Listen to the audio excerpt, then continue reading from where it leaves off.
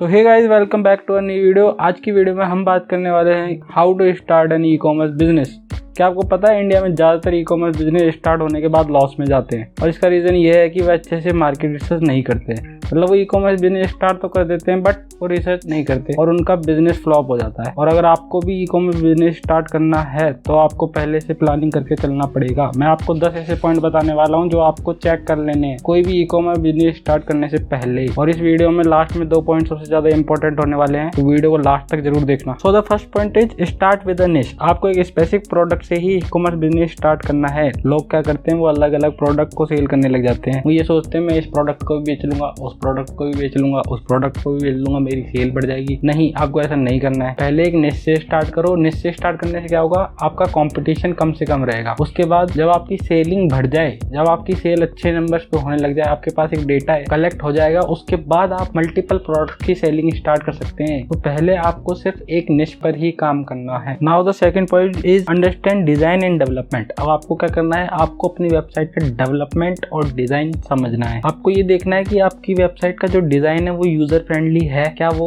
User को attract कर रहा है, कहीं यूजर को किसी पेज में प्रॉब्लम तो नहीं आ रही है। तो इन सब चीजों को आपको डिजाइन और डेवलपमेंट में चेक कर लेना है। Now the third point is shipping process. Shipping process एक ऐसी टर्म है जो आपके बिजनेस को डुबा भी सकती है, आपके बिजनेस को उठा भी सकती है। अगर आपने सही शिपिंग पार्टनर चूज कर रखा है तब तो ठीक है, लेकिन अगर आपने गलत शिपिंग पार्टनर चूज कर रखा है तो इससे आपका बिजनेस लॉस में भी जा सकता है। कई लोगों के ई कॉमर्स बिजनेस तो शिपिंग प्रोसेस के गलत डिसीजन की वजह से ही हो जाते हैं, लॉस में चले जाते हैं। तो आपको अच्छे से रिसर्च करके देख लेना है कि आपके लिए कौन सा शिपिंग पार्टनर सबसे बेस्ट रहेगा। Now the fourth point is policies, terms and conditions. आपको अपनी वेबसाइट की पॉलिसीज क्लियर रखनी है। आपको अपने यूजर्स को बताना है कि आप उनके डेटा को कैसे यूज करने वाले हैं, आप किसी को देने नहीं वाले हैं, वो प्राइवेट रहने वाले हैं। इन सब चीज़ों का ध्यान रखना है। प्लस टर्म्स एंड कंडीशंस में आपको ये देखना है कि क्या ये टर्म्स एंड कंडीशन यूजर्स के फेवर में है, जो आपके कस्टमर है उनके फेवर में है या नहीं है। अगर ये यूजर्स के फेवर में होगी तो आपकी सेलिंग में इंप्रूवमेंट आएगा। तो आपको टर्म्स एंड कंडीशंस यूजर्स के फेवर में ही रखने का ट्राई करना है,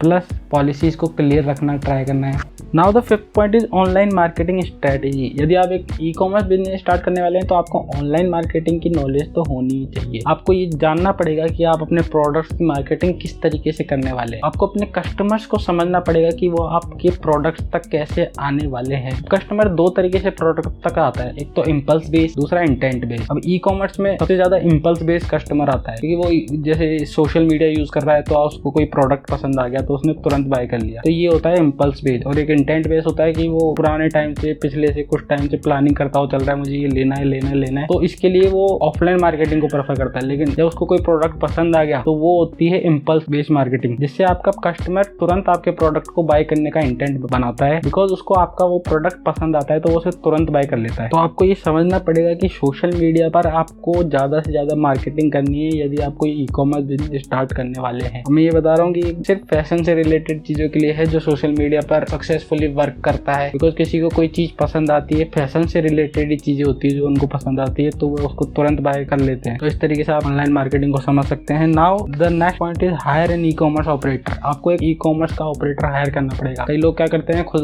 काम करने बैठ जाते हैं, सही से टाइम भी नहीं दे पाते, स्टिल वो खुद का टाइम भी वेस्ट करते हैं और कस्टमर रिटेंशन नहीं बन पाता है। इन सब चीजों में प्रॉब्लम आती है। तो आपको एक ई कॉमर्स के लिए अलग से ऑपरेटर हायर करना पड़ेगा जो आपकी इन्वेंट्री को अपडेट करता रहे, सारी चीजों को अपडेट करता रहे। कोई प्रोडक्ट खत्म हो गया है उसको अपडेट कर दे, कोई प्रोडक्ट की डिमांड है तो उसको भी अपडेट कर दे। इन सब चीजों के लिए आपको एक ई कॉमर्स ऑपरेटर हायर करना पड़ेगा। Now the seventh point is use different e commerce platforms. अगर आपने नया कोई बिजनेस स्टार्ट किया है, कोई नया ई कॉमर्स बिजनेस स्टार्ट किया है और आप सोच रहे हैं कि आपकी वेबसाइट से डायरेक्ट सेल होने लग जाएगी, तो उसमें तो लगेगा टाइम। आपको स्टार्टिंग में पहले अलग अलग ई कॉमर्स प्लेटफॉर्म यूज करने हैं। आप फ्लिपकार्ट यूज कर सकते हैं, आप अमेजोन यूज कर सकते हैं, आप जबोंग यूज कर सकते हैं। इनकी हेल्प से आप स्टार्टिंग से अपने प्रोडक्ट सेल करने लग जाएंगे, तब आपकी ऑनलाइन वैल्यू बन जाएगी। फिर धीरे धीरे आप अपने बिजनेस को ई कॉमर्स की पर्सनल वेबसाइट पर अपने प्रोडक्ट्स को बेचना स्टार्ट कर सकते हैं। उसके बाद आपको अलग अलग प्लेटफॉर्म का यूज नहीं करना पड़ेगा। आप अपनी खुद की पर्सनल वेबसाइट से प्रोडक्ट को बेचना स्टार्ट कर सकते हैं। बट स्टार्टिंग में आपको अगर प्रोडक्ट सेल करने हैं तो आपको अलग अलग ई कॉमर्स प्लेटफॉर्म यूज करने पड़ेंगे। Now the 8th point is proper photography and presentation. तो आपको अपने प्रोडक्ट की प्रॉपर फोटोग्राफी प्लस उसको प्रेजेंट प्रॉपर वे में करना है। ई कॉमर्स बिजनेस में कोई कस्टमर आपके प्रोडक्ट को टच कर नहीं सकता, छू नहीं सकता, फील नहीं कर सकता। तो आपको बेटर से बेटर प्रेजेंटेशन देनी है। आपके कस्टमर का अटेंशन ग्रैब करने के लिए आपको अच्छी से अच्छी फोटोग्राफी करनी पड़ेगी। Now the 9th point is analyse your competitor. आपको अपने कॉम्पिटिटर के बिहेवियर को देखना है कि वो किस तरीके से वर्क कर रहे हैं, उनके प्रोडक्ट की प्राइस क्या है, वो किन कीवर्ड्स को टारगेट करते हैं, उनका शिपिंग प्रोसेस कैसे वर्क करता है, कितने दिनों में उनकी डिलीवरी होती है। इन सब चीजों से आप खुद की इंप्रूवमेंट को बढ़ा सकते हैं। सो एक कॉम्पिटिटर पकड़ो, उसको अच्छे से एनालाइज कर लो, उसके अच्छे अच्छे पॉइंट सारे अलग निकाल लो और उन सब चीजों को अपने बिजनेस पर अप्लाई कर दो। Now the last point is ROI and margin. ROI क्या होता है? ROI होता है रिटर्न ऑन इन्वेस्टमेंट। आपने कोई एडवर्टाइजिंग में एड चला दिया तो उनमें आपको रिटर्न कितना आ रहा है। अब एडवर्टाइजिंग दो टाइप की होती है, पहली होती है ब्रांडिंग के लिए एडवर्टाइजिंग, दूसरी होती है सेलिंग के लिए एडवर्टाइजिंग। पहली एडवर्टाइजिंग में क्या होता है, आपको अपने प्रोडक्ट्स को लोगों को दिखाने हैं, बार बार दिखाने क्या होगा, आपकी एक पर्सनल ब्रांड बन जाएगी। इससे क्या होगा, लोग समझने लगेंगे कि आपकी ये कोई एक ब्रांड है, लोगों को आप पर ट्रस्ट होने लगेगा। दूसरी होती है सेलिंग बेस्ड एडवर्टाइजिंग। उसमें क्या होता है, आप अपने प्रोडक्ट को सेल करने के पैसे देते हैं, पर सेल पे आपको पैसा इन्वेस्ट करना पड़ता है। तो आपको देखना है कि आपके लिए कौन सी